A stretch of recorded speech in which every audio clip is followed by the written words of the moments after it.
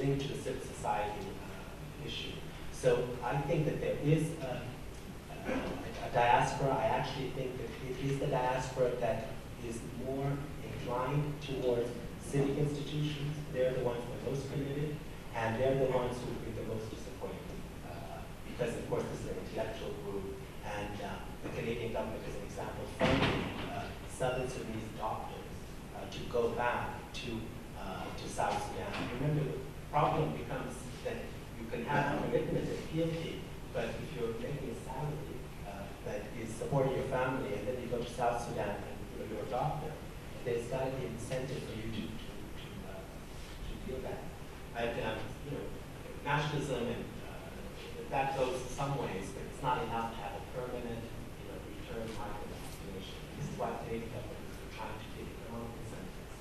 Becomes part of the story of another thing that in northern Sudan has to do with increasingly limiting the franchise to a particular aspect of the population. What Sudanese know as and has been well known as the Hamid triangle that includes a particular constellation of ethnic Arabized groups. And that has been seen as maybe a cost-effective way to consolidate power.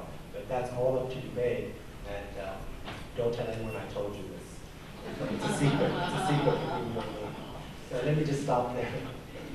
Thank you so much. For one, I'm glad that we have the rest of the day to explore these issues. You raised so many questions and presented a really complex situation. So please join me in thanking our presenters.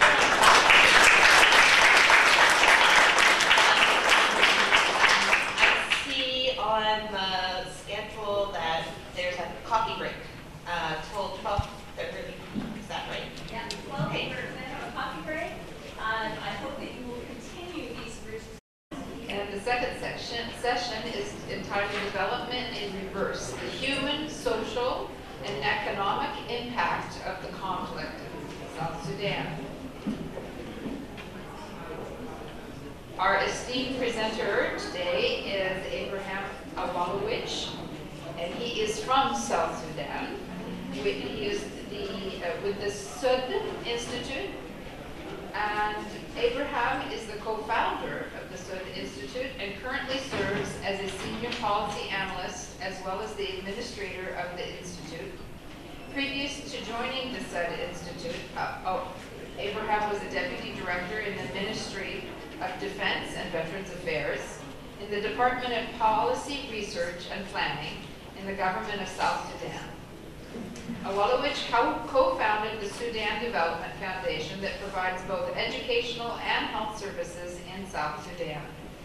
Awolich has a bachelor's degree in anthropology and a minor in business administration, and he holds a master's of public administration from Maxwell School of Citizenship and Public Affairs at Syracuse University in New York. His research has focused mainly on public policy, governance, and accountability, and the internal workings of political parties. We will hear from Abraham Awolich, and the discussants today are two. Dr. Allison Hodgkins on my right, who is a professor in the Department of Public Policy and Administration in the School of Global Affairs and Public Policy here at AUC. Allison Hodgkins is an assistant professor of international security and conflict management. Her research interests include sources of insecurity at the regional, state, and societal level, onset and termination of internal and armed conflict, negotiation and different methods of managing conflict that have been practiced in the region. And our second discussant is Dr. William Aldis. He's at the School of Global Studies at Thammasat University in Thailand. He is assistant professor in public health and in the School of Global Studies and deputy editor of public health reports. His interests include policy actions to improve access to medicines, child survival in low-income countries, health services during war and civil unrest, preparedness for pandemic-prone communicable diseases such as avian influenza, and improving public health education, especially on global health issues. He served in the World Health Organization for 16 years in Africa and Southeast Asia as WHO's country representative in Sierra Leone, Malawi, and Thailand, as the regional advisor for emergency and humanitarian action in WHO's African region, which included 46 countries. As the coordinator for health policy and research in WHO's regional office for Southeast Asia, and as medical officer for child survival in Nigeria and Bangladesh. He has conducted trainings and program evaluations in 33 countries in Africa, Asia, and South America, and lectures and seminars in 20 universities in Europe, Asia, and the US. He is a graduate of the Johns Hopkins University and Harvard Medical School. So we've got a really fantastic panel today, and we will start first by listening to Abraham Awolich, who has just told me that Awolich means, awalo meaning a spring of water, and ich meaning that he is inside of the spring of water. So he is obviously a person who is very much rooted deeply in his country and his people of southern Sudan. And I must be connected to him because my name is Nile, and I'm named after the river. Why Nile, Blue Nile? My parents didn't distinguish between the two. They just called me Nile.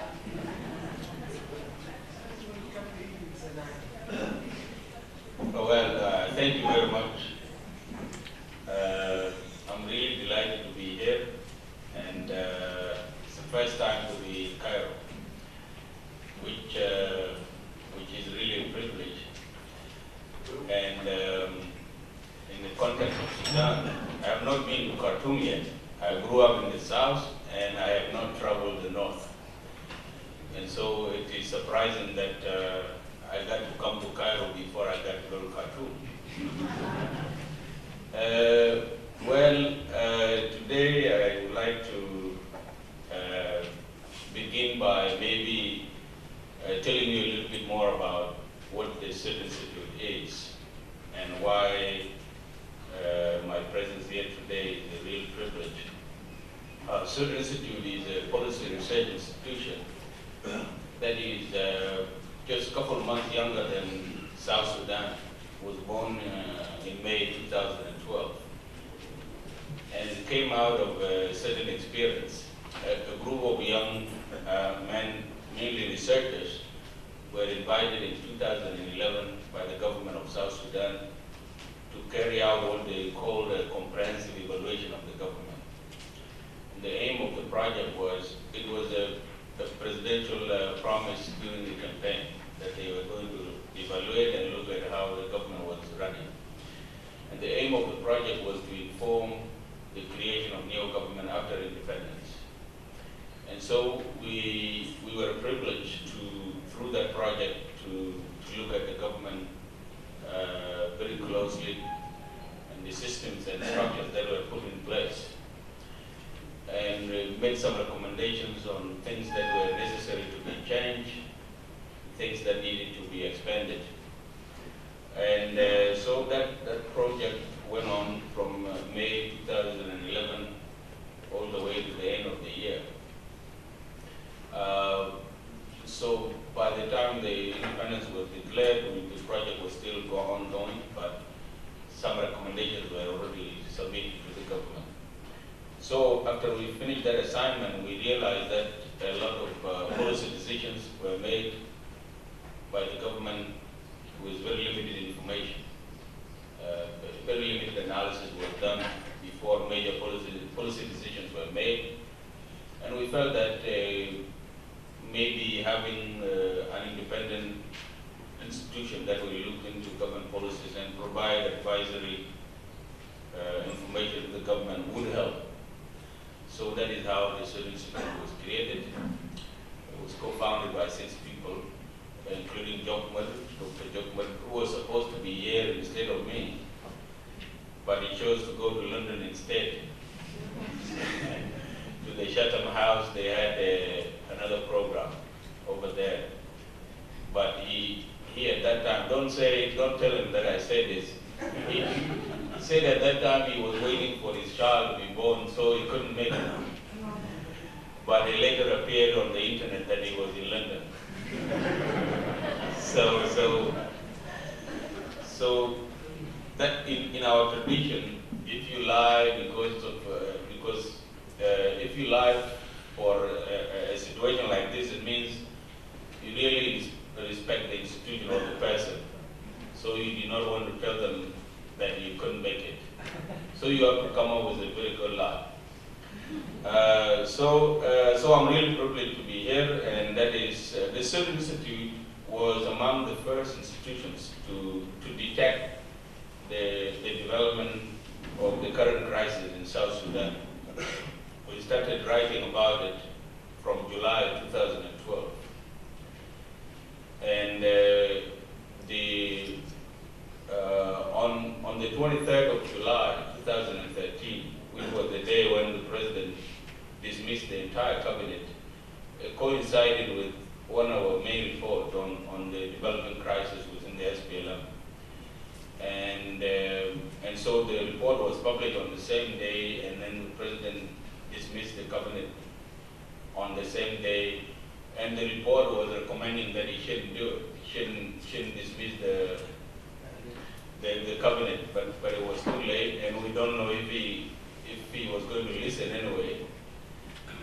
So you have to argue that dismissing the entire cabinet was one of the triggers of the current crisis. So we have been really close to the conflict and how it evolved until it blew up on December 13th. We also wrote another report following the press conference that SPLM leaders made on the 6th of December. We were really worried that the press conference was provocative and it has created a very heightened tensions in the country.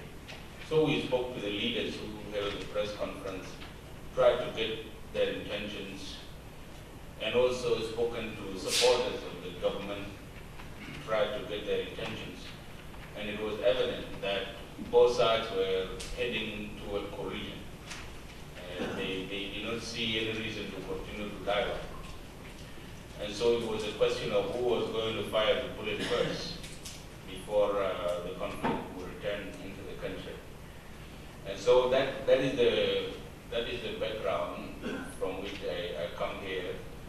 And since the breakout of the conflict, we have been writing a series of articles. Initially, tried to explain the sequence of events that led to the breakout of the conflict, and then looking at it from different angles, political, economic, as well as regional dynamic. And so that has been the role of the SUDD Institute, and we continue to do that. We continue to hold public debates in the country. So we write papers, we hold public debates on those papers, and we disseminate that information.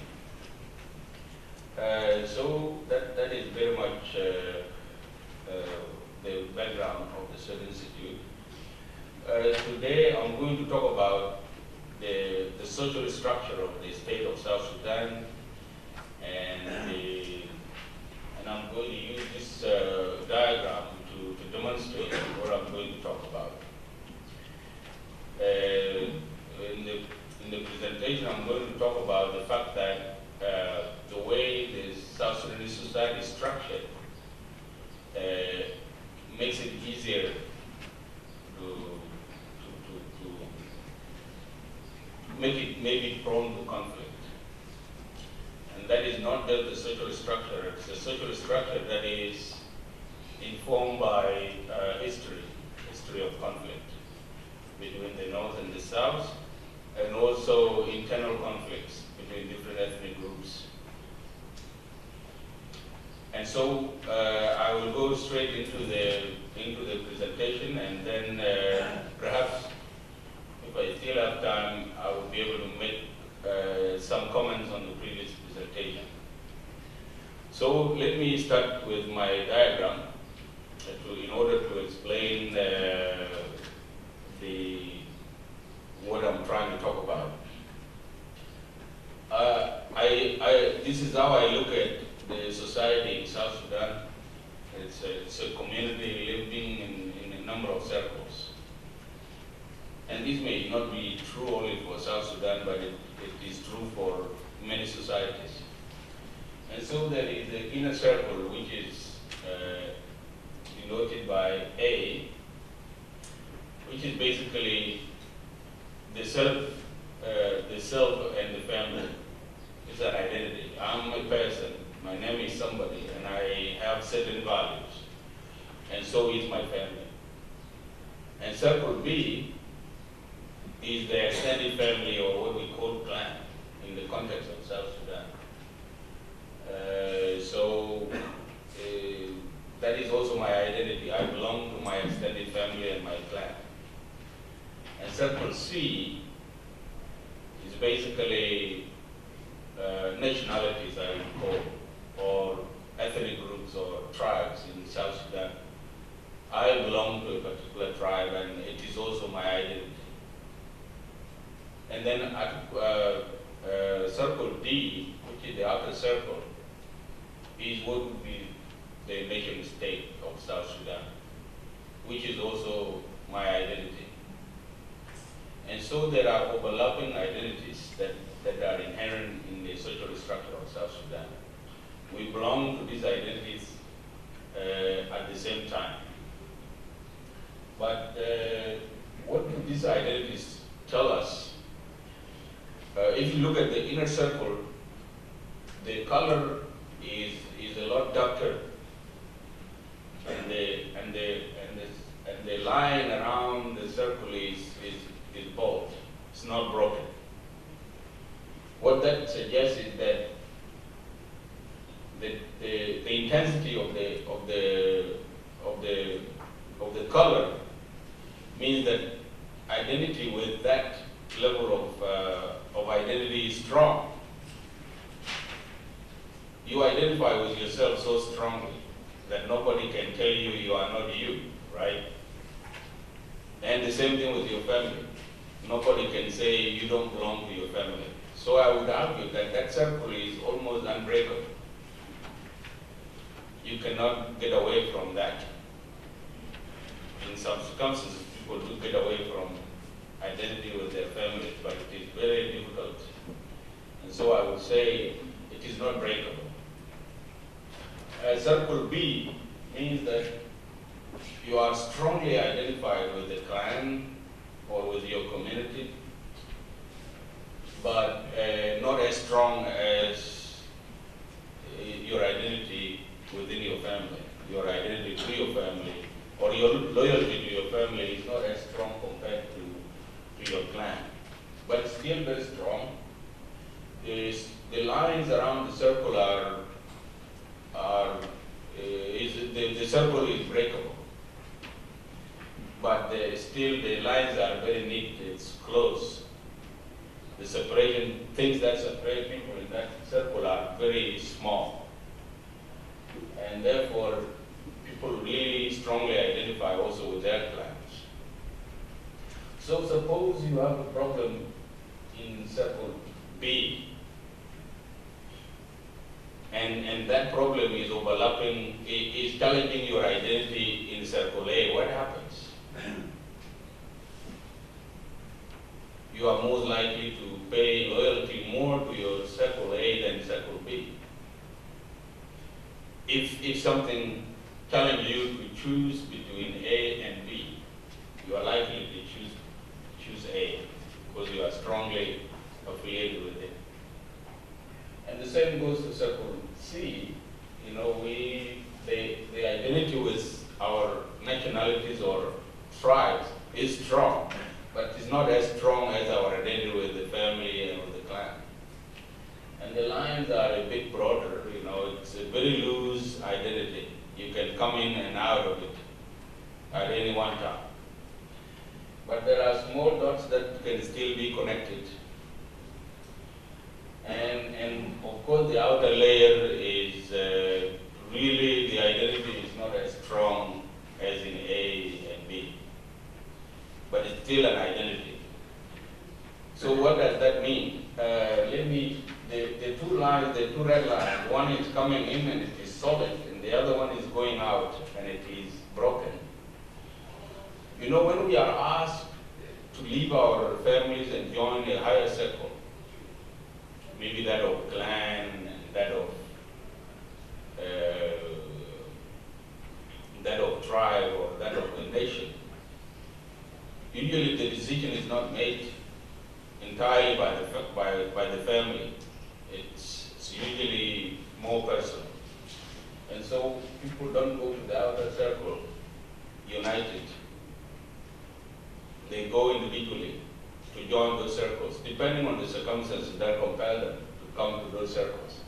And so when they reach each of the circles, they come from each family, each clan, each tribe, and they begin to form blocks, you know, even within the bigger circle. So the smaller circles are repeated as blocks in the bigger circle. So I come from my clan, and I also find that in the bigger circle, somebody else also came from my clan, who came individually, so we form a block. And so those lines are also blocks of different clans and different ethnic groups or different families forming the bigger circle. Now, when you reach the outer circle and things don't go very well, what happens? Your identity is challenged outside. So what I'm saying, in the solid circle that is going back, you know, we go back, we leave the outer circle. But now when we are leaving the outer circle, we don't leave individually. This is, that is an important point to note. When we join the bigger circle, sometimes we go individually. But when we are returning, because our identity is challenged, we become collective now. We return to our inner circle. And it depends on what the situation is. So you may move from circle D to circle C. And you leave the outer circle. And that would happen all the way into the inner circle. So what I'm trying to describe, the reason why I'm describing this is because it explains what is going on in South Sudan. South Sudan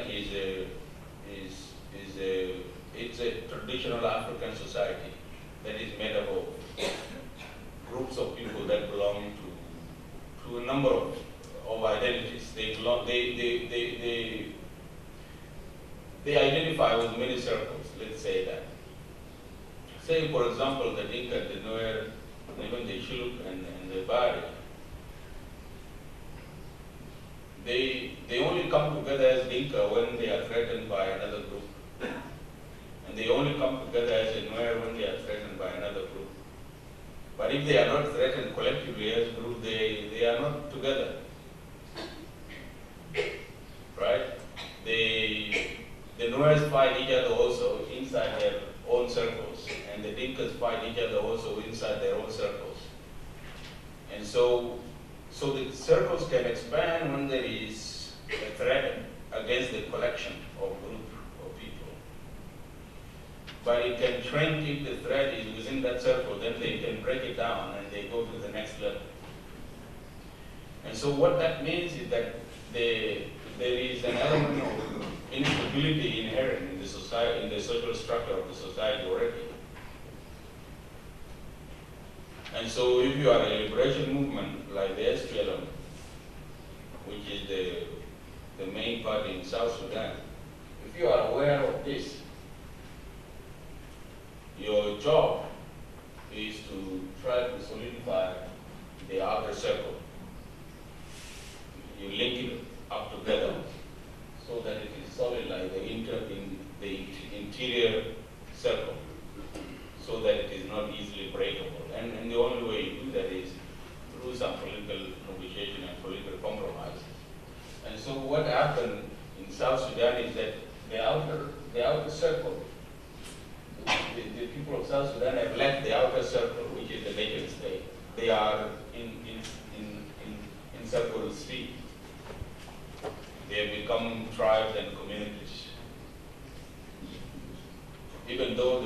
problem that started the current conflict did not start as a problem between communities. The political leaders that I call political entrepreneurs, they understand the weaknesses of this social structure and they take advantage of it. They understand that if they can say, oh, you know, this problem is a threat against our group, the group will listen. And they can easily exploit those social relations. And so right now, the current conflict is basically tearing apart the social pocket. So those dots on the outer circle are getting really larger. The distance between different groups forming what is called South Sudan, there is a gap. Those gaps are widening instead of being bridged together. And so that is what explains the ease with which the conflict spread out when it broke out in December 2013. It caught fire very easily simply because of this social structure. And if you couple that with underdevelopment, which has already been mentioned by my colleague, people are poor, people have nothing to lose. And people are not secure, they have not been protected. Then they are only left to yearn for a better outcome. And if somebody comes to them and say, you know, the system that is in place is bad, let us get rid of it, they are willing and ready to go. So if you compound that social structure with underdevelopment, illiteracy, you find ready material to catch fire when it is set. And that is what is going on in South Sudan. Now, what weakens those social structure, that social structure, and that is where history is important. The counterinsurgents strategy that the Khartoum government developed is partially or highly responsible for the social structure that is there in South Sudan. And why would I say that? It's because they have used the weaknesses inherent in this social structure to set communities against each other. So, for example, during the civil war led by the SPLA, initially both the Nuer and the Dinka joined forces together to fight against what they call the oppressive policies of Khartoum government. But as the conflict went on, they started using the ethnic groups now that are south of the Sudan, of the current Sudan, the Rezigat, the Bagara, the Mesriya, against the people of South Sudan.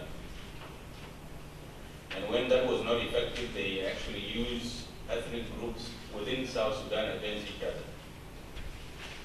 And having the knowledge that both the Dinka and the Nuer compose the majority of the population in South Sudan, setting them against each other was, of course, would be the best policy outcome. And Khartoum did to a larger degree after the split of 1991.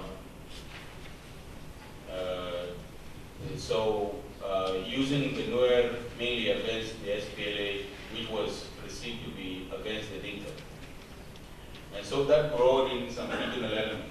Because of that, the society in Upper Nile region, so from Jonglei Unity and Upper Nile, which is mainly where the Nuer community is located on the map, was fragmented. The society was completely fragmented and divided among nearly, if I'm not wrong, over 20 militant groups. And so for a very stretched period of time, the society, particularly in Upper Nile, had not been under a central authority. It was divided among these militia groups.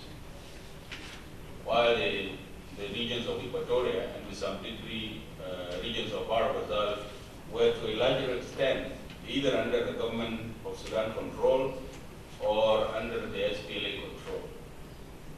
And so at independence, there were already significant regional differences in terms of development. So for example, Western Equatoria was mostly liberated in the early 1990s by the SPLA, and they had a head start in terms of establishing self-government in that region. And also, both the East and Central Equatoria were also, the rural areas were basically run by the SPLA, and the cities were run by the government of Sudan. So this is one of my arguments. These regions have had some sense of a common government structure or central authority, you would have to argue. Whereas the regions of Upper Nile was contested, between militia groups, government of Sudan, and the SPLA. So there was no central authority for a long time. And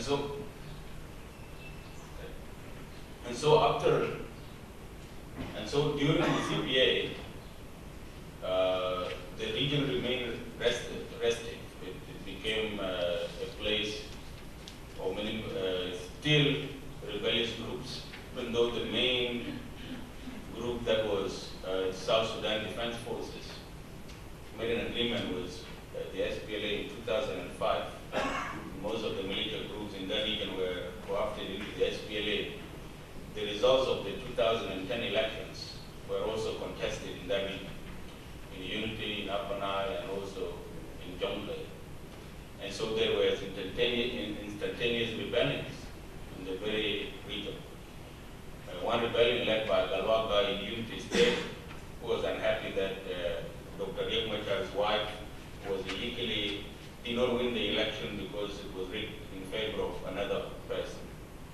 And you have Georgia Thor rebelling in Jonglei, complaining that he was cheated in the elections. And you have somebody called David Yao who also rebelled. And so there is, as much as there is economic, which is also part of that region, economic aspect of it, and political aspect of it, there is also that historical imbalance in those regions. There has never been stability in that region of the country because there has not been central authority for a long time. That is one of my fears. And into this conflict, and because there was that instability in that region, there was never development at all. So people who have the oil and they have all the resources that people have been talking about did not benefit from those resources. And there were no schools or hospitals or even passable roads. Some people in eastern Upper Nile and Jonglei, they have to go to Ethiopia in order to go to their own villages. So these things have compounded the spread of the conflict. And so maybe I should stop there, and I would be happy to talk more about other issues. But thank you very much.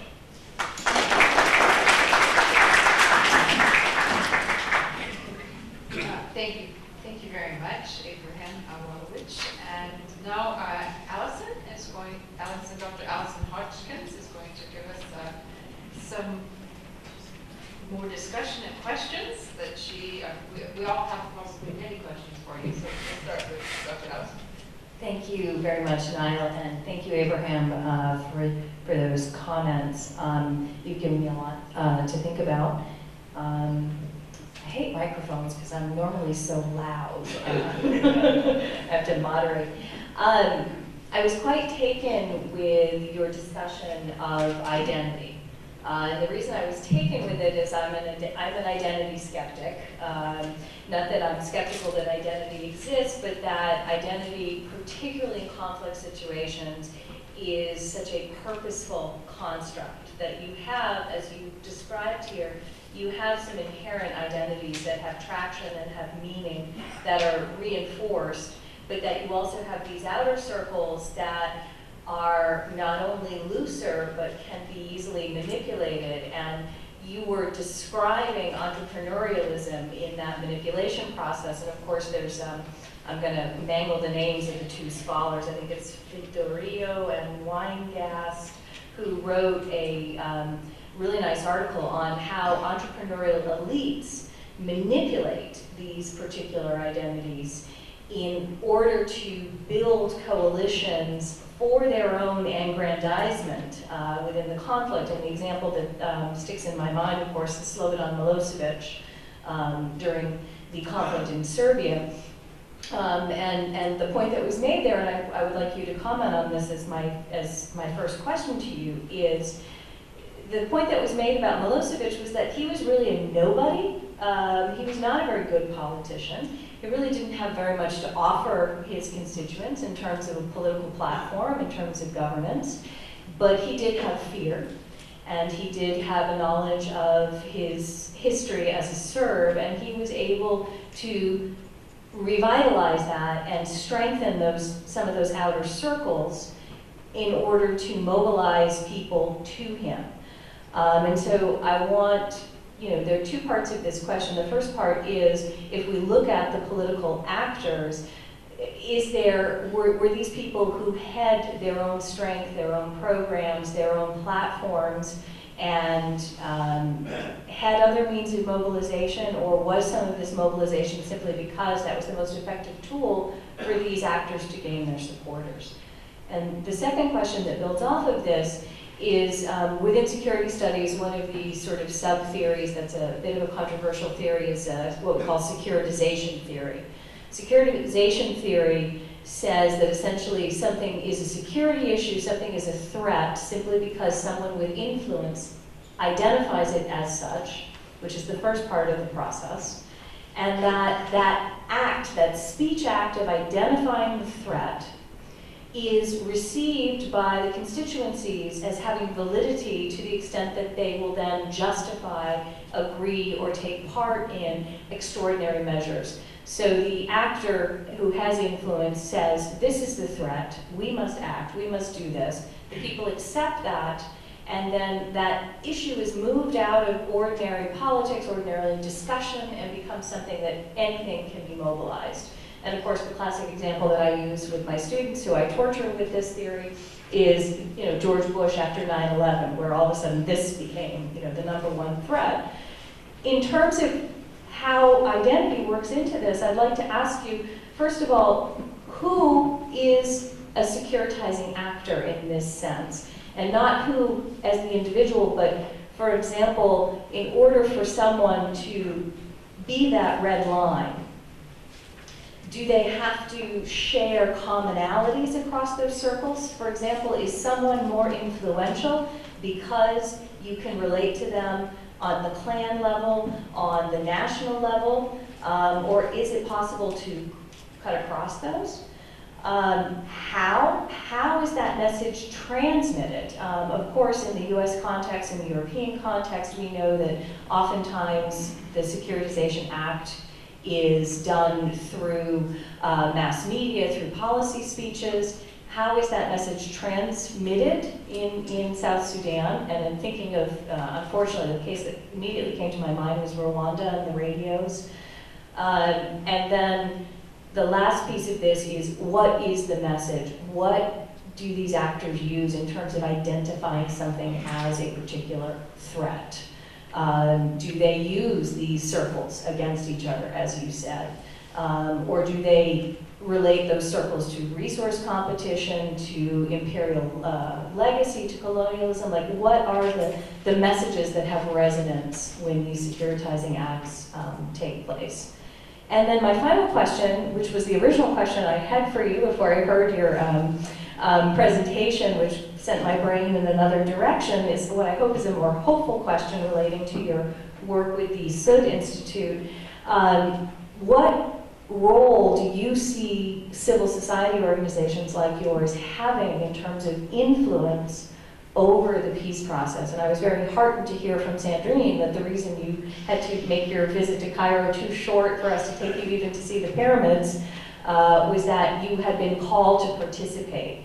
And is this a good sign? Is the peace process opening up to include the voices of civil society and not just the armed groups at the table. So those are my 3 questions, and thank you very much. Thank you, great questions. Looking forward to the answers. And now, William Atlas, Dr. William Atlas, please give us your questions. Thank you very much. That's a wonderful presentation. I immediately took me back to Sri Lanka, where you had a Sri Lankan political identity and the political entrepreneurs, specifically Wardani, broke that down and exploited it to the Sinhalese and Nile. And that resulted in 30 years of war, and it was an act taken by a political entrepreneur. So that really resonated with me. I love the terminology. My question first has to do with what can be done not before conflict or after conflict or during conflict, which of course is where you are. My second question will come back to these, will have to do with conflict prevention at a specific point in this historical sequence. My other question has to do with the notion that contested a bit in the first session about forgotten, the construct of the forgotten conflict, and specifically when the conflict before it was quote unquote forgotten, was it necessarily a better time? Coming back to the first question, I've always been interested that you can find a vast amount of literature on conflict prevention and on conflict recovery. That's the title of many reports and even institutions, organizations, but you don't find much or as much on what you can do, what your priority should be during a conflict as opposed to before. And everybody draws what used to be quite simplistic, still is in many cases, a box.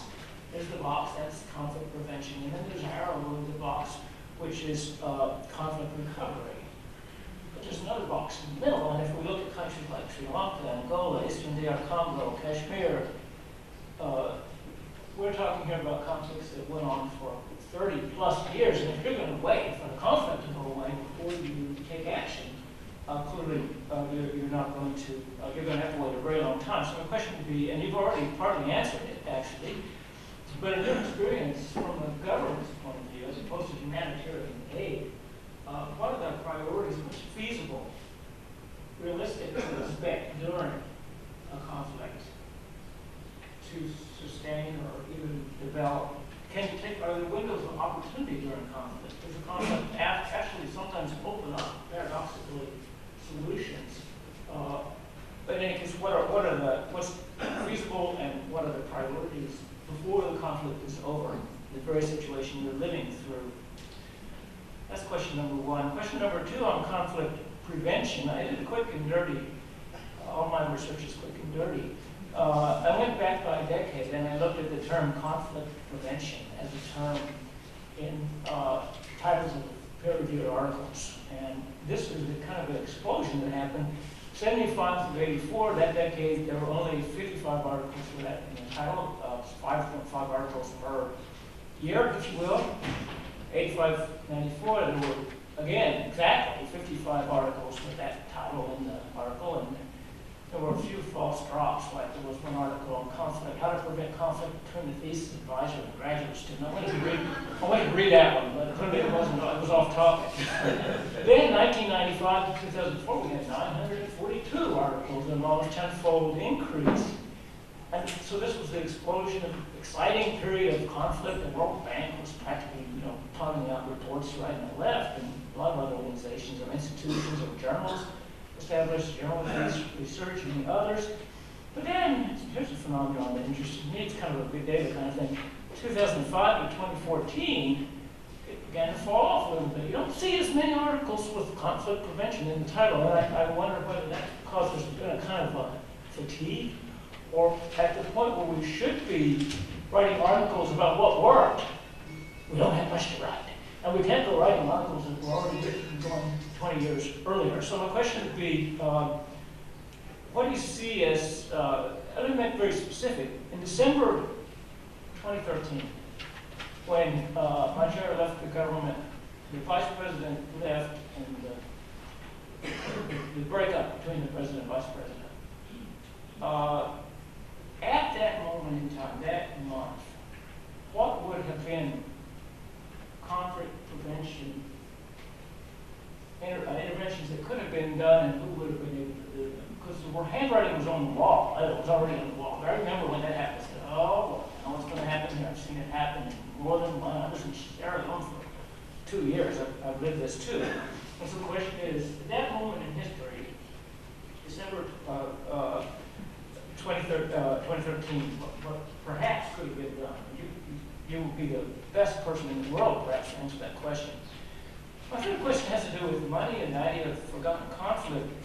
We have $1.8 billion has been spent in South Sudan on humanitarian aid since December 2013. So fast. This is UN OCHA, UN Office for Coordination and Management of the figures from the financial tracking. That may be off by half a billion or so. That's the way it goes. In 2012 alone, there was 1.6 billion, and this is external assistance that was spent, of which 865 billion, not million, half a million, was spent on humanitarian assistance. I think then we have to say, we can't say the problem is not enough money. It must be allocation, collaboration, coordination, maybe it's spent in the wrong way for the wrong purposes. And if I told you, here's a check for $1.6 billion, take it back to Cuba and do something, what would we do with that $1.6 billion? That's my favorite question. And how would it be different for what has been done? I've lived out many conflicts, seeing money poured into situations without the right kind of preconditions, the right kind of study, the right kind of engagement of the people that are most affected, et cetera, et cetera. But it keeps on happening. I've been watching this for 40 years, it's not better. And it was in the 1970s. So what would be, to make it specific, that third question, I'm going to write a check for $1.6 billion.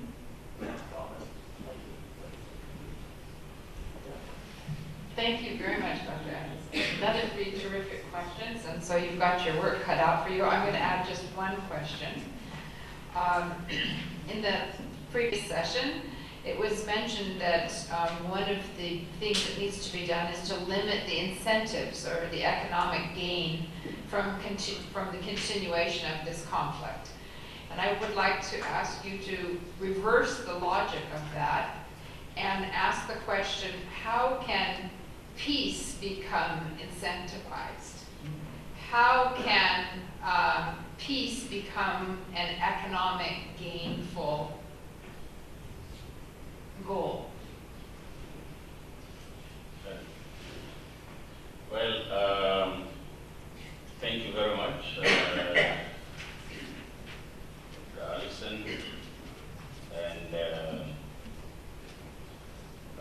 for your questions. I will start there.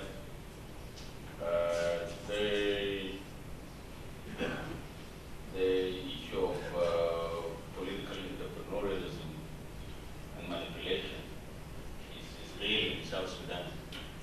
The people that are fighting each other, I've been debating with members of the former detainees, those who were detained because they were involved in the conflict. They are all, if there was going to be any revolution, it was going to be against them. So in fact, you would have to argue that they preempted a revolution that was already in the making, because they did not deliver the promises of liberation. Simple as that. But they are intelligent, so they saved themselves by actually starting the fight and using ethnicity as a tool that they know works, because it has been used before. And so the irony of this thing is that these are the people that have taken power, they've taken all the money from the public coffers for themselves. They all failed to develop their own region. So if you go to Lilleleht, which is the home of Riek Machar, find any modern buildings. If there are any, they are done by humanitarian organizations. Those places are extremely poor. They have nothing. So Warab, which is the home state where the president comes from, is one of the poorest states in South Sudan. And as we speak, there is potentially an issue of food crisis in the area. And so you couldn't argue that Salva Kiir actually benefited his group. His group did not benefit from it at all. And Riek Machar, who was his deputy, also did not develop anything in his area. So you could not argue that people were upset because Riek Machar gave all the benefit to his group. They did not. So the fight is not ethnic at all. It is clearly a political fight. People want prestige and power, not to help their people, but for themselves, honestly, because they had 8 years or 7 years to demonstrate that they can help their group, but they didn't. And so they use this as because of historical reasons. You know, the president was warning Riek Machar before the crisis that you don't repeat the 1991 problem, because the split that happened in 1991 created a conflict between the Nuer and the Dinka. And that message was very clear to those who understood what 91 meant. And so you could argue that it was a mobilization fund. And for Riek Machar, it was very easy. If he was a victim, the Nuer were going to come to his rescue. And he played a victim's role, and that worked very well for him as well. And so you would have to argue that they mobilized the ethnicity in order to either consolidate power or to return or stay in power. But the cause of the conflict had nothing to do with these people. These people are victims. They did not benefit from the liberation, but these guys did. So if the population was an educated population, they would have said, listen, you're fighting over power in Juba, you're fighting over the money. This is not our conflict. And the population would easily get all of them and say, you get out of here and leave us alone. But because people were sucked into this ethnic historical animosities, nobody had a clear eye to see that this is not their conflict. So I would say both sides are securitizing the situation for their own benefit. And of course, you would have to argue that it is not clear cut. There are Dinkas who want power from the current Dinkas in power, who are with Riek Machar, and they are fighting. And so that clearly shows you that these people are out for power. And so there are Nuers also with Salva Kiir who are in power right now, and they would rather shoot Riek Machar. So it cut across. So the media would overplay the issue of ethnicity, but it is not so much as such. The problem is these groups are so big and they are warriors, so they are easy to supply whichever side wants to fight. And since people have nothing to lose, they are willing to join whichever side will give them the most benefit. And so that is where the issue of identity or ethnicity comes in. But the fight is really between three factions of the SPLM. A remnant of the group that was called the Nasser faction. A remnant of the group, there was another incident that almost divided John Garang and Salva Kiir in 2004. So he had his own group that consolidated around him. And then a third group of people who were loyal to John Garang, who think that things are not going well, it should be done John Garang's way. And those groups are the ones that are the former detainees. They are in Nairobi, and they say, they lobby the international community that they didn't kill anybody, so they should take power. And these guys who are fighting will say, we are going to unite to kill you first before you take power. Yeah? So you can see that these guys come they are from all different groups. They are one group that have taken the money from the country.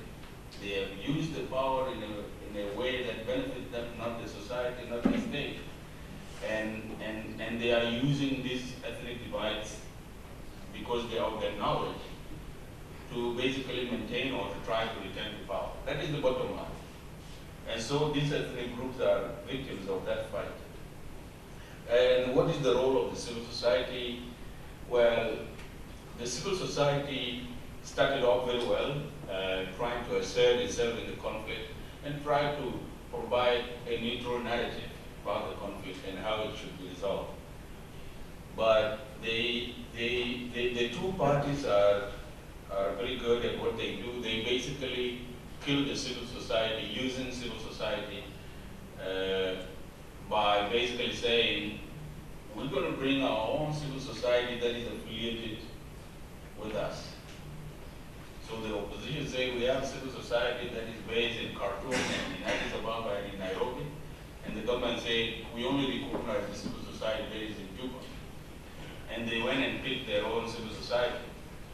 And so in that process, the civil society was eliminated with the help of the mediators. The mediators basically were shipping goalposts here and there. And the parties were able to manipulate the issue of civil society. In my opinion, civil society should be a body that comes to the table on its own terms. It's not a body that the government is going to mobilize or the opposition is going to mobilize. It is only an extension of themselves. And this is exactly what happened. And so civil society was fighting each other for legitimacy. One group would say, oh, that group we don't recognize. And this other group we don't recognize. And the divide and rule formula worked very well.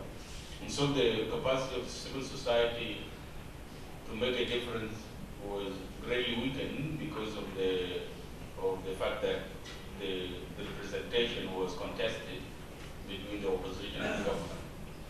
And the civil society did not stand up to say, we don't come from you, we are independent, we come on our own. And the third point about the civil society is that it was weak.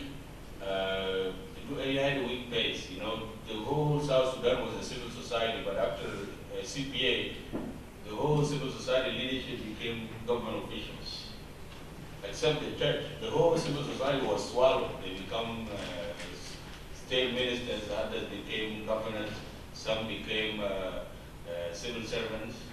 And so the civil society is new. It's a new base that started. And so it was weaker because they don't have experience with these political matters. So they could easily be swayed one way or the other. Third part of it is that it was not rigorously intellectually informed, and so they did not really have much to contribute to the process. If it was intellectually driven, they could have come to the table prepared with alternative proposals or to break the deadlock between the two parties. But that didn't happen. And so in the end, it really did not seem more beneficial to have civil society around. So that is very much what I can say. And then the support base for civil society is also very weak. There are no philanthropists in South Sudan, so they get funding from outside and subjecting them to suspicion. And so if the Americans were funding it, the government would say, I can see the hand of somebody. So you guys are not a good civil society. If Europeans are funding that, they will say, oh, I have that. So the civil society is not independent in that regard, and so they could easily be packaged and thrown away by either of the parties. So that is what has weakened the civil society. I think I'm running against time. What can be done during the conflict? I think it's a good question, but it's also difficult. Because when people are caught in the conflict, they are really in the smoke and they cannot see clearly the exits. Because when the room is full of smoke,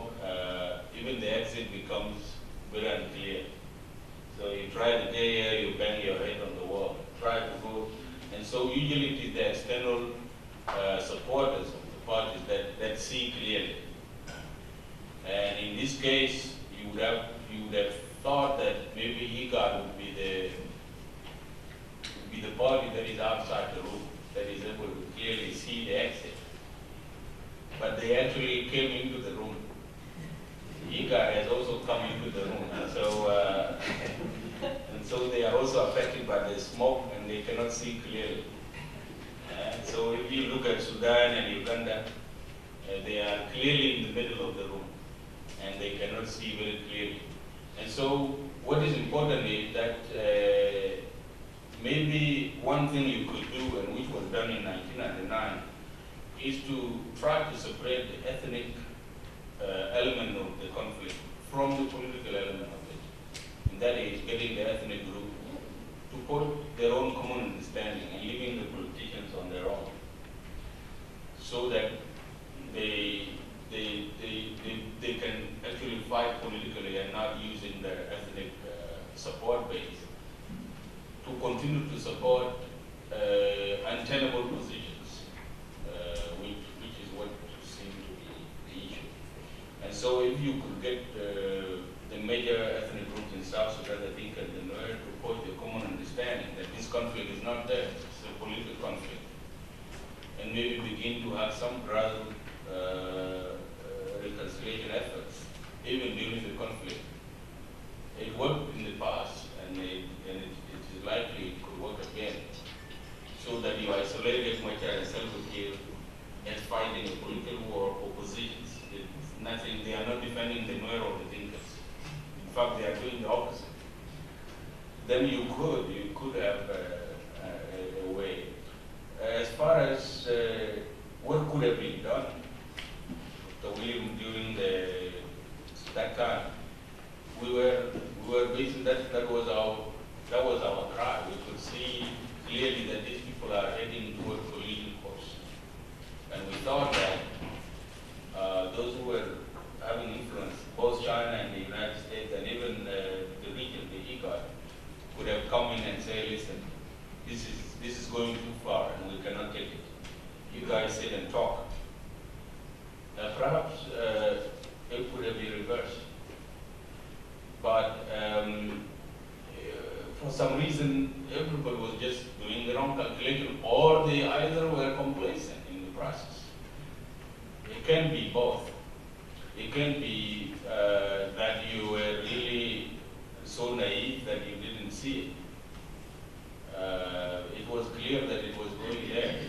And so you can either, you were either really naive that you didn't understand the political process, or you were complacent in the process. So that is what would have saved the country. And in fact, on the last day of the NLC, which is the National Liberation Council meeting, that was the last sitting, and then the shooting happened in the evening. Leadership would have played an important role at that point. The president had the opportunity to reverse the whole thing, but he was angry, and I think he was overtaken by the threat to his leadership from the other SPLM leaders, and so his speech was confrontational on that day, and so certain interventions at that time in December, immediately after the press conference, an external intervention would have been useful to get the parties to dialogue and to prevent relapse of conflict. But that did not happen. So what can be done in the middle of this? I think one thing I have noticed within the international system is that people are frustrated with people of South Sudan, right, and their leaders. And so the diplomatic effort so far has been a threat, sanction this and do this and that. It doesn't work well in the Nilotic world. If you threaten, they do the opposite. That's just how it is. If you threaten that you're going to do the sanction, they will fight more. This is how they have been trained. This is a culture of warriors. So in the face of threat, you do the opposite. You don't flinch. And this is what they call manhood. and it doesn't spill into the political space. So we have been advising our international friends that the best thing to do, you could threaten, but you really need to talk about the fear. What are the fears of those parties? What would they fear if they resolve the conflict? What are their fears? And address them. Talk to the government, talk to the opposition. Why don't you want to reach an agreement? What is your fear? And I think that level of engagement we need, in addition to other levels of the national system that could be used. Just last one point on the $1.8 billion. If you write me a check, I'll deposit it in my account. No, I'm just kidding. But I would put it toward the roads. I think roads are very important. Roads are not only there for development, but also for security. And I think we have told the government, if you fail to do anything else, just do the roads. And they did. And that is part of what exacerbates the underdevelopment in the country. People are not able to communicate and move the way they should be. People are isolated. Communities are isolated. And in order to break those barriers, you really need a trade system so people can move from one place to another. So I will put that, and then maybe $1 billion on road and $8 billion to education. And that would be two major investments that I would make. Is there another question? How can peace be incentivized? Exactly. So I spoke earlier that part of the reason why violence is spread quickly is people have nothing to lose. People are really bored in many places in South Sudan. They are not going to school, they are not working, and the population is, the census of 2008 shows that 70% of the population is under 30. So you have a lot of young people that have nothing to do. And if they have nothing to do, they are easily used for subversive activities, for illicit activities. And so to incentivize peace, you have to give people something to lose. And that is an investment in education or job. Thank you very much. Thank you.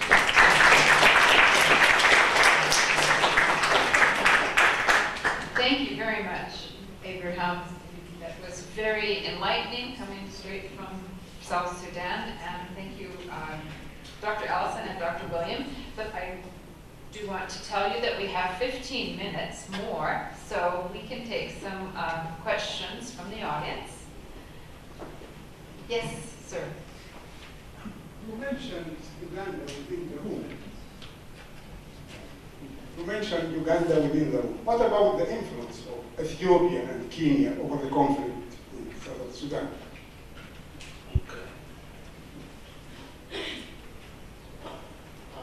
Is there a slave economy in South Sudan? Can you repeat that? Is there a slave economy in South Sudan? I think there was during the Slave economy. With the North. Is that also the case with the South? Okay. Okay. Any other questions? Yes.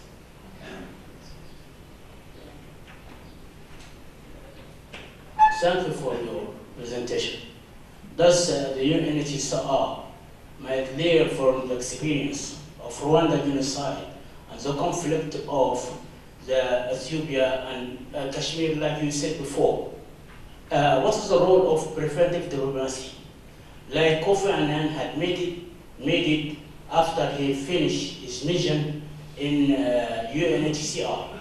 He made it in Kenya, 2009. Is there any hope in the future there is a new implementation for the preventive diplomacy in UN? Thank you.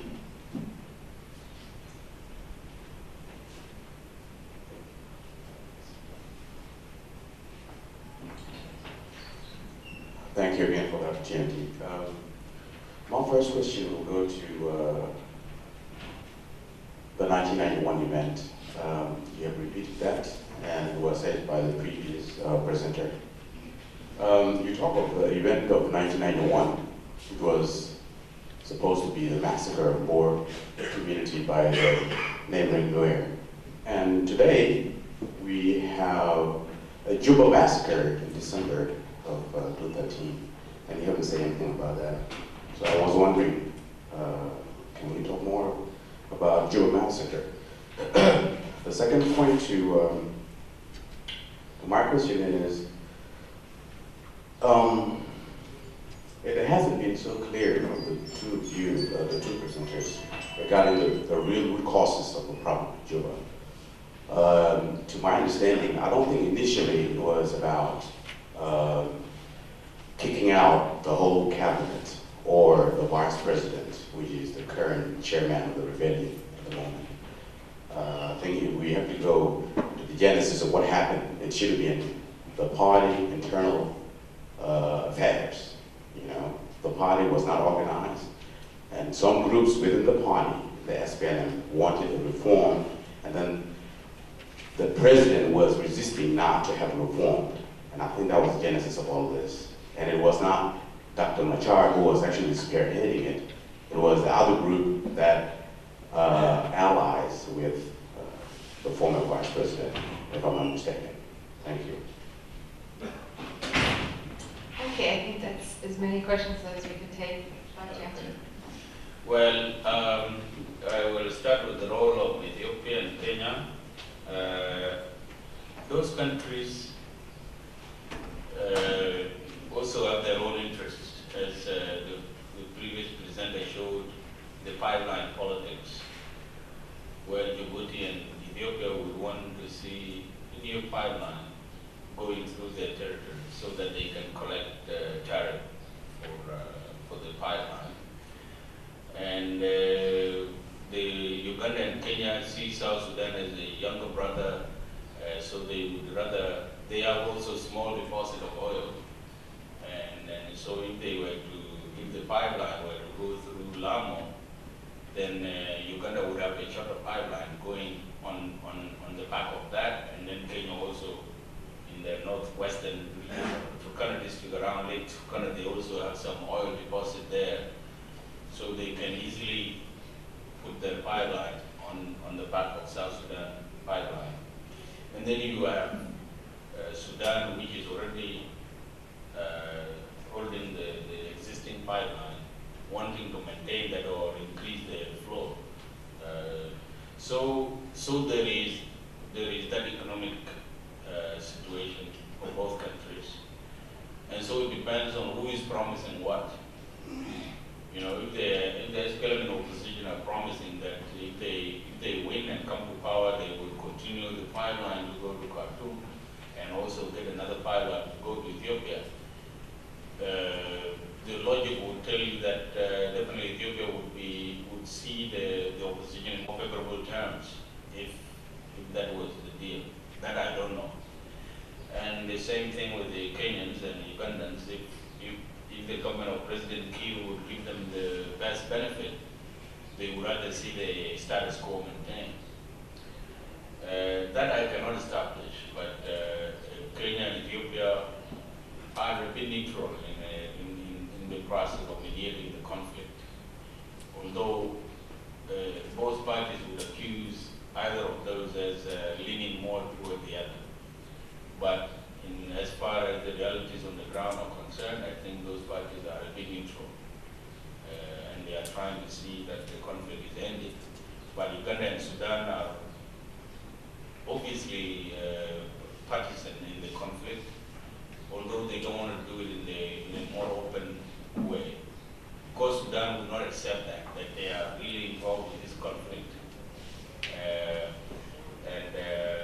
And for obvious reasons, because they are still doing business also with Juba.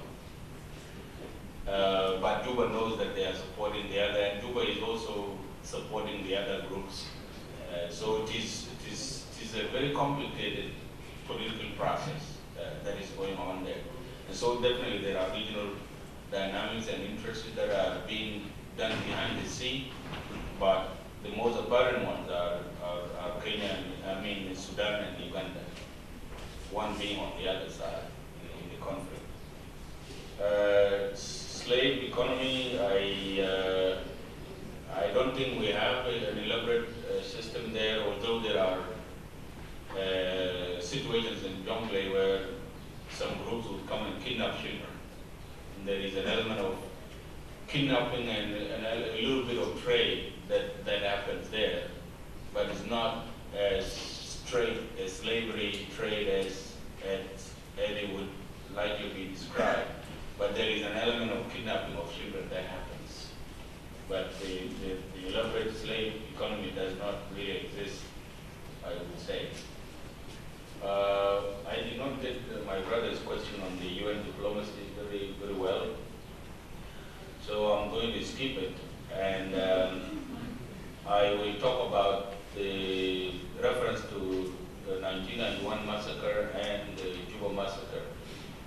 Yes, the 1991 was not just only because there was a massacre, it was a political situation. There was a contest of power between the two groups. And so the massacre happened as a result of that contest. It did not start as a result of the massacre. So the massacre was an outcome of a contest, political contest between the two. And so if you liked it, you would have to say that it was a contest of superiority. There is this show of which group is more powerful between the Nuer and the Dinka in cultural terms. And then it does spill into the political space. And so the Juba massacre also happened, and it did not happen simply because there was a massacre. It happened because there was a political contest. And so I don't see the massacres as the triggers of the conflict. They are the result of the exercise of power contest, in my opinion. And so with regard to what actually caused the conflict, it was a contest, political contest within the SPLM. It is plain as that. And there were three factions within the SPLM. One being the president and his group, one being Riek Machar and his group, and one being the group that calls themselves, they were formerly called Grand Boys. Now they call themselves former detainees. And I told them last week, being detained is not a political program. You've got to come up with something. You've got to come up with something better. You cannot describe yourself as former detainees and that is enough as a political program. That is not enough. So it definitely was a political contest within the party, and it was not ethnic at all. It was a group of people who felt that they were being pushed out of power by the existing authorities and they had to fight back. It's simple as that. But of course, the tools that were used include the army. The army had to be split along ethnic lines, and then the ethnic retaliations happened. And that is what basically propagated the conflict. So that's what I can say, at least for now. Thank you. Thank you. Thank you very much. And thank you for coming all the way from Sudan. And we hope you get to see a little bit of Egypt, Cairo. We'll try. Inshallah. Inshallah. And we have lunch now. It will be in the faculty center, which I think you walk across you go outside across the garden and up the stairs.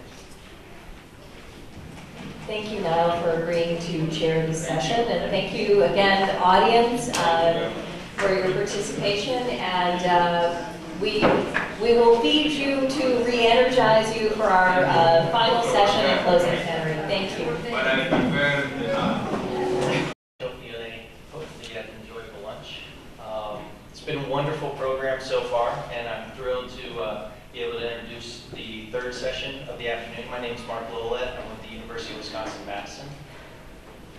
This session is titled The Road Forward, Governance, Accountability, and Reconstruction. Our presenter for the afternoon is Gabriel, and we have our two discussants, Dr. Sandrine Gamble and Dr. Michael Goodhart. I'll provide a brief introduction of all three, and then we'll go into the presentation and then have the discussion questions to follow. Gabriel Abraham has more than 20 years of experience in building ministries capacity at the central, regional, and local levels, including municipal and provincial services. He has served as project director on a number of complex institutional development, governance, and capacity building programs in more than 17 countries, most recently on 2 projects on governance and institutional capacity building in South Sudan. Mr. Abraham currently serves as a project director on an economic development project in Bosnia and Herzegovina. Our first discussant is Dr. Sandrine Gamlin, who is familiar to us all now. Dr. Gamlin is an assistant professor of political science and director of the Middle East Studies Center at the American University in Cairo. She holds a PhD in political science from Sciences Po Paris. Her thesis was dedicated to the political economy of tourism and antiquities in Egypt, with a specific focus on the region of Luxor. She also studies electoral process, local governance, and identity issues in Egypt and the Middle East. She's fluent in Arabic and has lived and worked in the region extensively, and has worked with international agencies such as UNDP, USAID, and the International Crisis Group, and taught political science and Middle East issues in Lebanon and Egypt. And our final discussant is Dr. Michael Goodhart, Associate Professor of Political Science, and holding secondary appointments in philosophy and gender, sexuality, and women's studies at the University of Pittsburgh. He's the interim director of the Global Studies Center at Pitt and a University Honors College faculty fellow. His current research focuses on problems of global injustice. He's also interested in challenges to the theory and practice of democracy and human rights in the context of globalization, and in related questions concerning democratic governance and accountability at the international and transnational levels. So I'd like to actually have Gabriel Abraham start our presentation. Thank you very much. I'm a little humbled speaking this afternoon, following up on Dr. Khaled and Abraham, who gave wonderful presentations and very thought-provoking ideas. It's also been inspiring to be in such a great hall. And I'd like to thank American University of Cairo. Specifically, I'd like to thank Dr. Hamid, Dr. Allison Hodgkins, and Dr. Sandrine Gamlin. I don't have academic bearings, I should say. I did finish college. But what I'm going to be speaking to you about this afternoon comes from practice. And I'm a consultant in governance. And my experience in South Sudan is mostly what I'll be speaking to and how I reflect on the experiences that I had in South Sudan. I worked in South Sudan on 2 successive projects from 2010 to 2013, December 2013.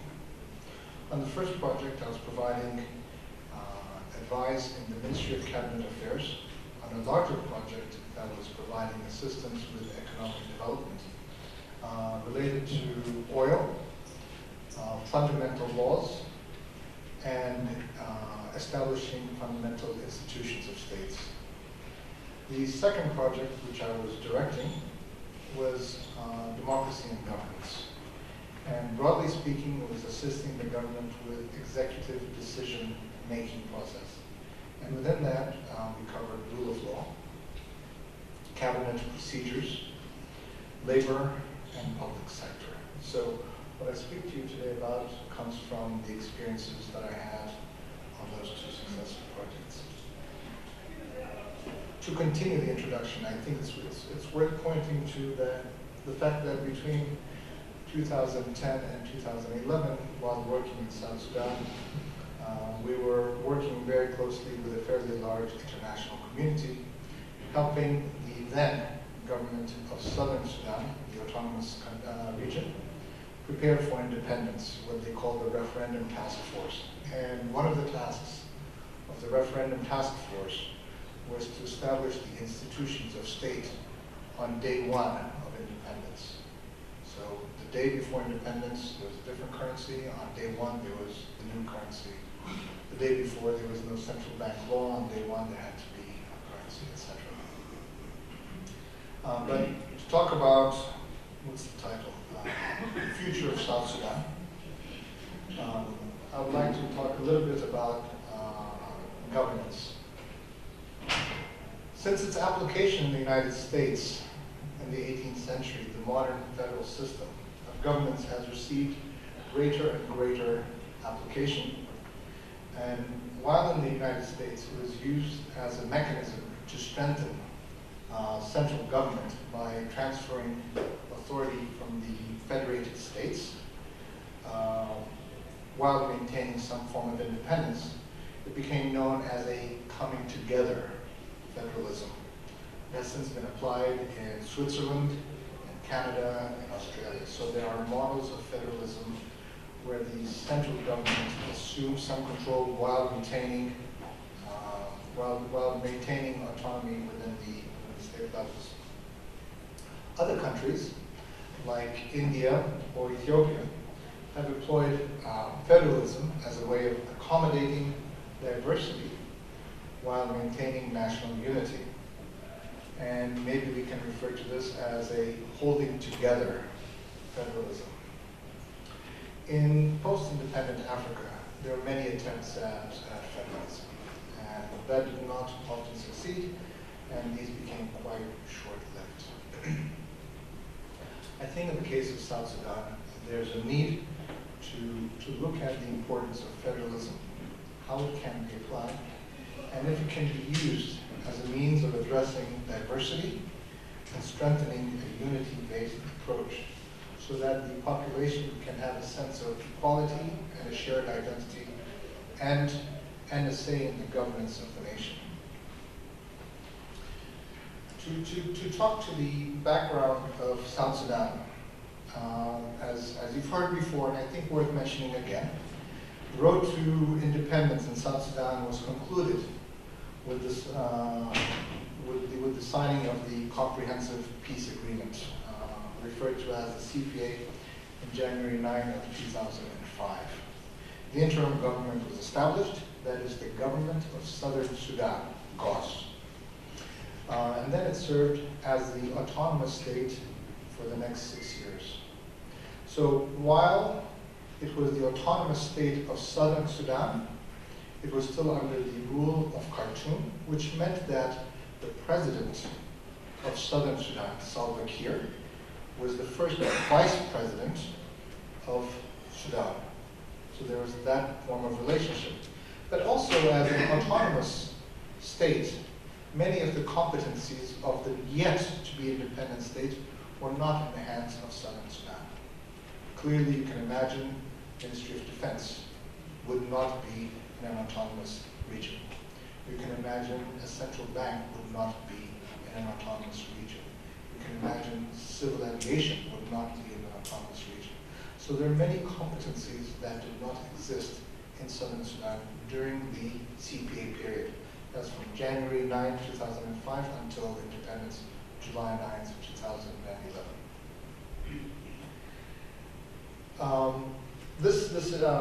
This referendum period came to an end, but during those 6 years when it was autonomous, the government of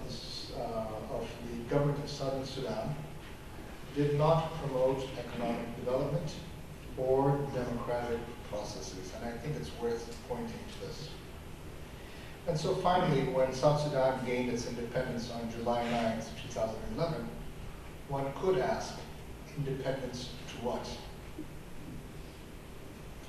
After the internationally recognized referendum, South Sudan declared independence on July 9th and became the Republic of South Sudan, now the new nation.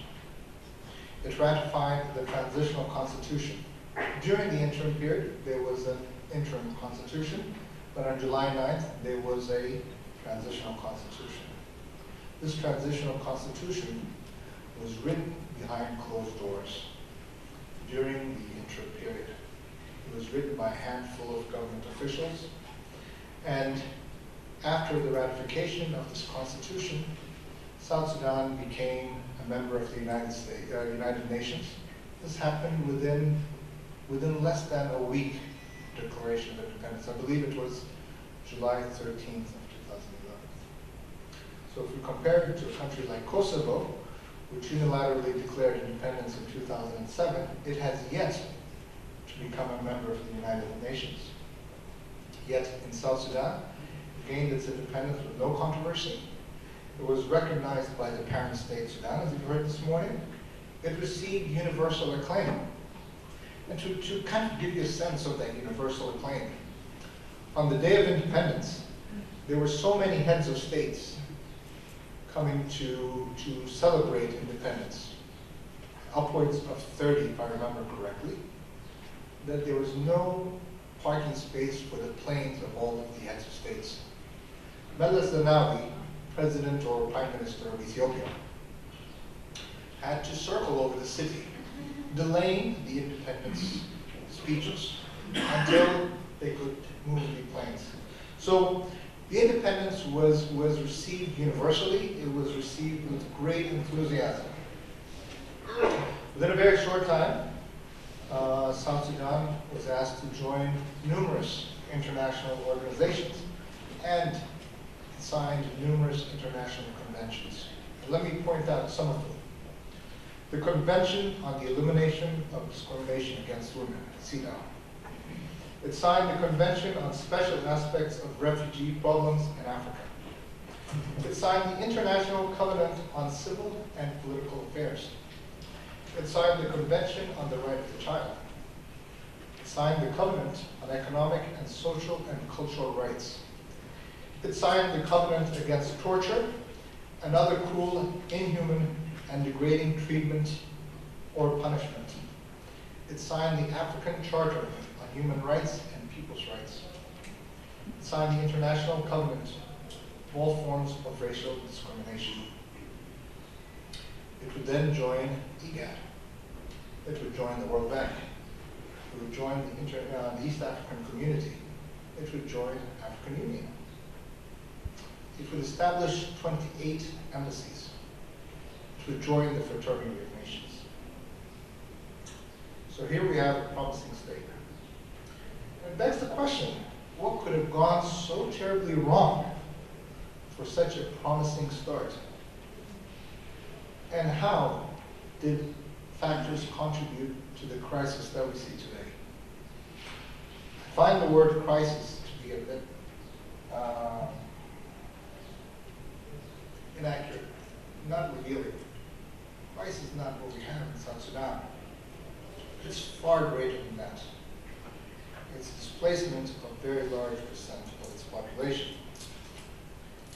So the immediate cause of the crisis seems to be the unsettled problems within the ruling party. The ruling party is the Sudan's People's Liberation Movement, SPLM. The political dispute within the SPLM escalated into an armed confrontation in Juba between forces loyal to the president, Salva Kiir, and his vice president, Dr. Riek Machar. We've heard this morning about the ethnic component. You've read it before in other newspaper articles. I would posit that ethnicity in South Sudan is the symptom and not the cause of the fundamental problem. The root cause of the problem, I think, lies in the very state building process. When a new country was created, the state and institution process was not democratic. It was not inclusive of the stakeholders in the country. The state building process was dominated by an elite. This elite was loyal to the leadership. This leadership, in turn, excessively controlled everything from the top to the bottom. Regardless of ethnic allegiances or strong ethnicity, the political government structure did not address the reality. Rather, it reinforced the ethnic identities within institutions. The struggle for independence had, I should point out, in the struggle for independence, many ethnic groups had fought together, had put their differences aside.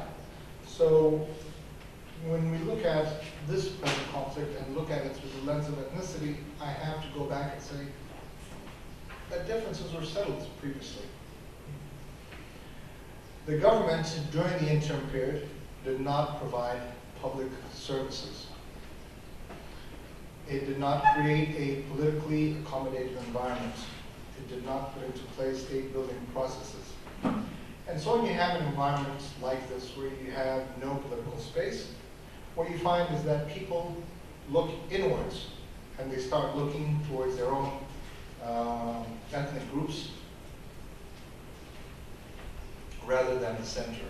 And I thought Abraham's concentric circles was quite telling. So after the elite started hoarding wholesale the near bottomless resources, these marginalized societies increasingly started looking inwards and closing great eye. Again, to give you a sense of the enormity of the problem, in 2010, the annual budget for the GOS, Government of South Sudan, was approximately $2 billion. In 2013, there was an investigation, and what I'm telling you is not secret, it's in public documents. There was an investigation within the cabinet with the support of the World Bank. They came to discover that close to $2 billion had been given in contracts for grain, for food security. The annual budget is $2 billion. $2 billion had been awarded in grain contracts. This was referred to as the Dura contracts. Of those that had received contracts to provide Dura grain for food security, the accounting firm that did the investigation, the forensics investigation, came to discover that there were close to 1,200 contracts, but only 17 of them had abided by the contract. So when one talks about corruption, this takes on a whole new perspective. There was another incident later on. The president, in a letter that was made public, requested that the following 76 who had taken greater than $4 billion return the money. We don't have that list of the 76 because each person who received the letter had their name written on it. Again, I compare it to the annual budget of the nation. Now, in terms of 2010 dollars or 2010 figures, this would have been 2 years' national budget. So we're not talking about stealing contracts for roads or a truck or an airplane here and there. This is decimation of a nation. The life of the people did not improve. At the same time that all of this was happening, within the first 6 months of independence, South Sudan had managed to sell $4.3 billion in oil. So when we look at the per capita figures in South Sudan, at that time, in independence, South Sudan ranked as a middle-income country, comparable to Slovenia. Many of the people who had voted for independence would state that life had gotten worse for them after independence. Extreme poverty, illiteracy, lack of health care, lack of clean water, poor public services had become part of the people's lives. In shocking contrast, the elite would find private solutions to very public problems. Going back to referendum, when it was held, an independent sovereign state created, the revolutionary movement that had led South Sudan had failed to form a proper form of governance. It did not respect the self-governing rights of the citizen. It did not unite them to common causes like fighting poverty, illiteracy, backwardness, nor did it build the economy. Moving on to the Constitution. The interim Constitution was amended to govern the newly independent state of South Sudan. It didn't really do very much by way of amending the interim to the transitional constitution. And it didn't do much specifically to accommodate a diverse nature of this country. It did not do much by way of including language on provisions for participation. So we have a constitution that does not have systematic checks and balances among the government structures. With the transitional constitution, the president gained excessive powers. The concentration of powers in the hands of one organ of the central government marginalized many groups. The periphery, the institutions, and marginalized rule of law. Now here we find the second rift in the state after its negligence to provide services. In retrospect, one could easily say that this was the making of a perfect storm.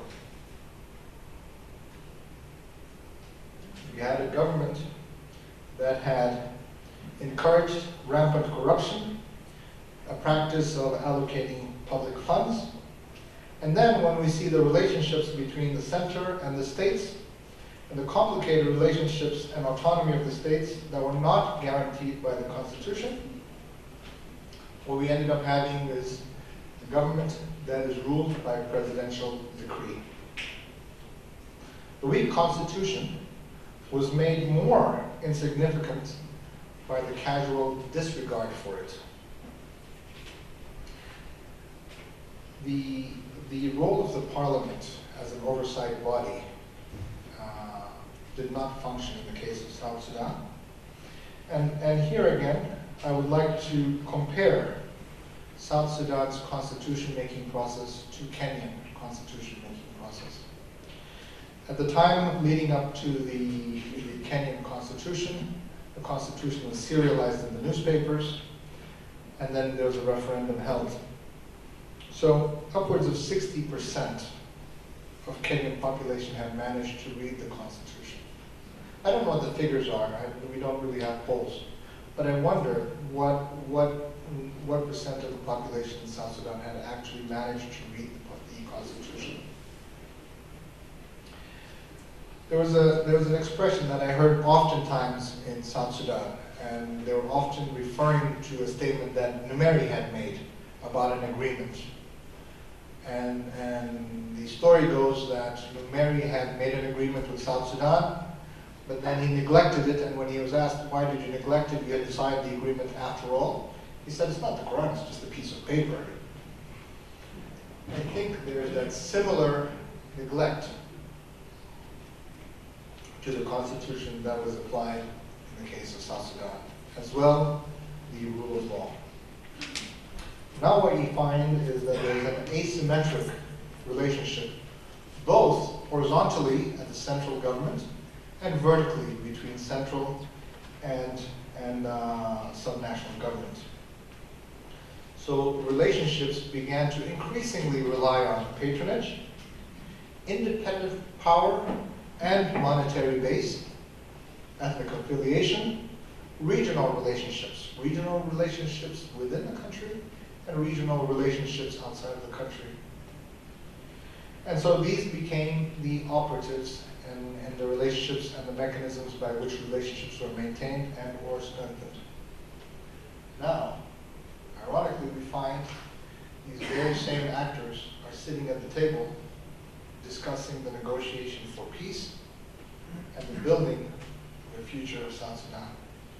It would make sense to stop and look at what are the causes of the war, what is the role of the international community, what are the possible structures that could be put into place in an interim government, what is the form of governance that can be considered appropriate for an interim period and after the interim period, and what kind of reforms can take place in the military and security apparatus. All right, 8 minutes. So the cause of the crisis, I think we don't need to belabor it. I sincerely believe it's a lack of services, provision of services, and relationships dynamics that excluded the vast majority of the population. And when we talk about ethnic groups, we've heard Dinka and Nuer this morning. But South Sudan is made up of 60 ethnic groups, as many languages, South Sudan has a very, very high illiteracy rate. These issues have been not addressed in a systematic way to create inclusive governance. And as we look at peacemaking, if the ethnic conflict is not addressed head-on outside of the Dinka-Nuer polarity, what we're going to do is see something like Yugoslavia, where the nation fragments into yet smaller subgroups, or a want to do that. During the interim period and after independence, there was also no real effort at reconciliation. Yes, there was a reconciliation effort, but it wasn't really done correctly, and in the end it became an instrument of political power. That's another issue that needs to be addressed and also to be seen as a cause of war. So now there's discussion about an interim government that's being held during the negotiations in Addis Ababa. They're talking about a 2 or 3 year transition period, and it needs to be, I believe, very much inclusive. It needs to be inclusive outside of the Dinka and Nuer. It needs to be inclusive in the interim government. It needs to be inclusive in the post-interim government. It needs to be inclusive at the central government. It needs to be inclusive at the subnational government. There are some risks in doing that, because one could also find further allegiances to your subgroup within the subnational government. But that inclusive element could not be foregone in the interim government. Then comes the question of leadership in the interim government. Clearly, there's a need to accommodate the current leaders, President Salva Kiir and Riek Machar. They have a large number of followers. But how do you introduce radical reform with the very people that have created the need for radical reform? If you keep them, they are spoilers. If you take them out, they're spoilers. It's a dilemma. But there's a need for new vision, there's a need for new leadership, and at the same time, there's a need to recognize that these are the actors that one has to play with. I've talked a little bit about the structure, the Constitution. The interim government needs to also discuss the Constitution. There needs to be a discussion on the modalities for transforming the Constitution. Now, let's talk about the military apparatus. The SPLA, Sudan's People Liberation Army, has managed to control every aspect of life in South Sudan. It has also controlled the government as well as the party. This, too, has managed to undermine state institutions and made it very difficult to establish rule of law. When you look at many other developing countries, the security apparatus can play a significant role in the stability or the instability of government. However, the military and security apparatus have been accused of many things in South Sudan. Human rights violations, lack of command and control, lack of professionalism, lack of adherence to authority within its own ranks, serving as the president's private army, exacerbating ethnic rifts. So, military reform is paramount, I believe, in the interim government and subsequently. But tied to military reform is also a need to reform the judiciary. In South Sudan, you have a proliferation of weaponry.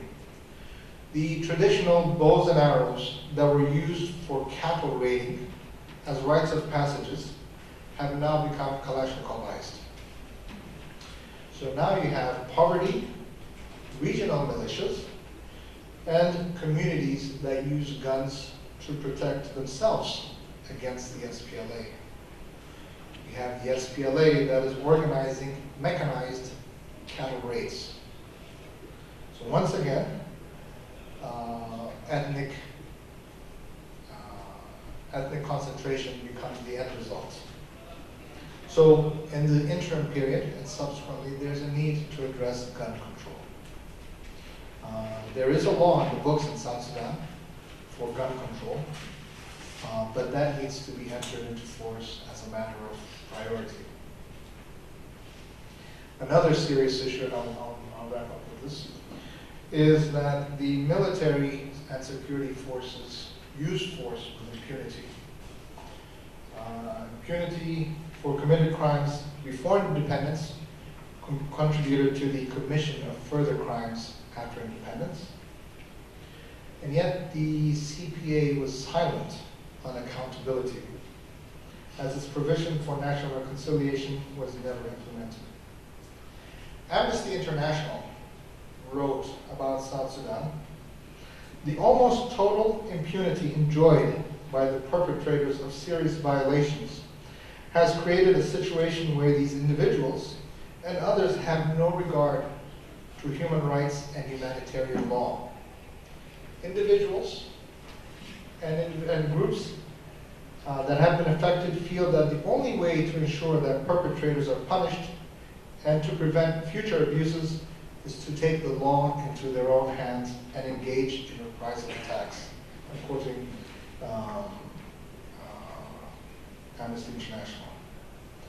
But we don't need to go to Amnesty International. You simply need to open the newspapers. During the War for Independence, we know, as Dr. Sandrine mentioned earlier this morning, nearly 2 million people died. Since December 2013, somewhere between 1 and 2 million people have been displaced. The last census had the population of South Sudan at somewhere between 8 and 10 million people. There is a need to revisit this culture of cruelty.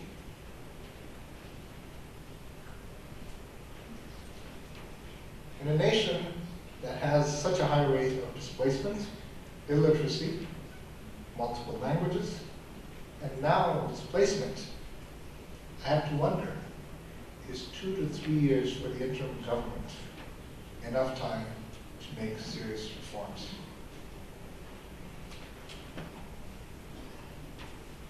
Why don't I stop here? And then we can add this. So thank you very much.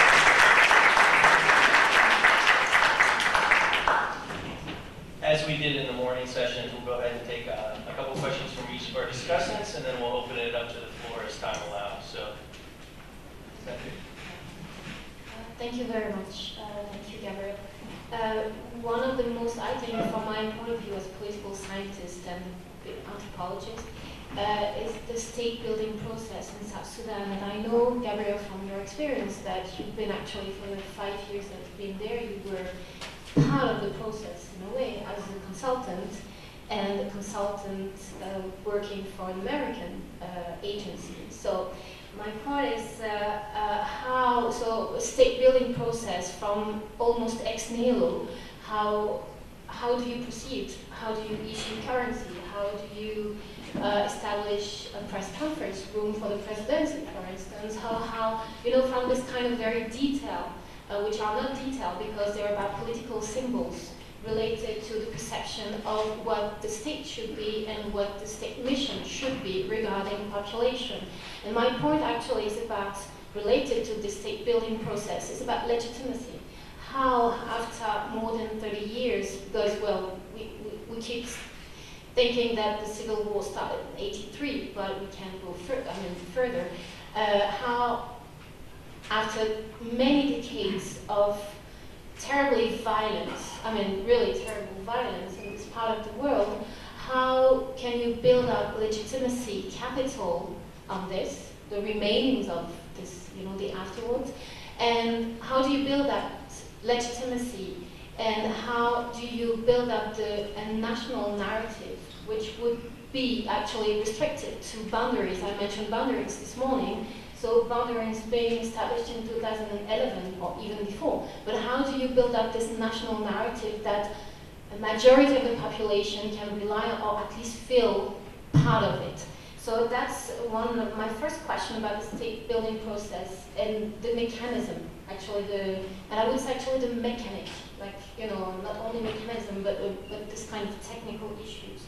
And actually it leads me to two other issues, because I said this morning that I had in mind the Lebanese case study that I studied quite a lot and worked, I worked for a conflict resolution NGO on Lebanon, and the context is different, of course, but there are two similarities. Is I would say it in a very euphemism expression, euphemism, sorry, French, the international commitment in this process, so back to my state building process, especially the United States. If I remember the figures that I read this morning, that international aid actually were provided over the last, I don't remember how many years, but 80% maybe from the US, that was the proportion, or maybe I'm wrong, but well, it's a lot, we know that. So so first of all, the international commitment in the past, but nowadays, because we know the causes, you know, you said it, we all know, and actually so what would be, from your perspective, with your experience, what would be the best, or kind of guidelines that we could suggest to international patronage, whoever, from the states to regional powers, to be involved, not to be involved in this conflict nowadays? And the third part of my question is, and regarding comparing with the Lebanese case, is my observation is in both cases is that there's a lack of reconciliation mechanism. And we all know in theory, when we do study conflict resolution, peace process, that reconciliation mechanism is the basement of conflict resolution, in a way. So we keep talking since the morning about the Boer massacre, 1991, and if you're not familiar with South Sudan, you know, and that's the same in Lebanon, actually. We keep talking about old evidence, historical evidence, and suddenly they pop up 20 or 30 years later, and I would hypothesize and say that it's about reconciliation mechanism, that nobody opened up, actually, the black boxes of those local, very local, less local, national conflicts. And they're still remaining covered and popping up sometimes. So what would be nowadays, after I think we would agree, everybody, with the kind of failure of the independence, the 2011, till nowadays, a kind of failure in terms of building the state institutions and building this national narrative. How would you, from your experience again,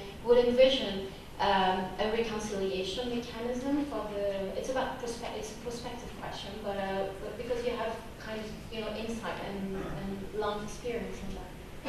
Thank you. Do you want to take 10 minutes maybe to address some of those? Okay. We'll come to our second Sure. slide. Okay. So the first question is, what are the mechanisms of state building? I have to say it was very heady for me to be in South Sudan the days before independence, because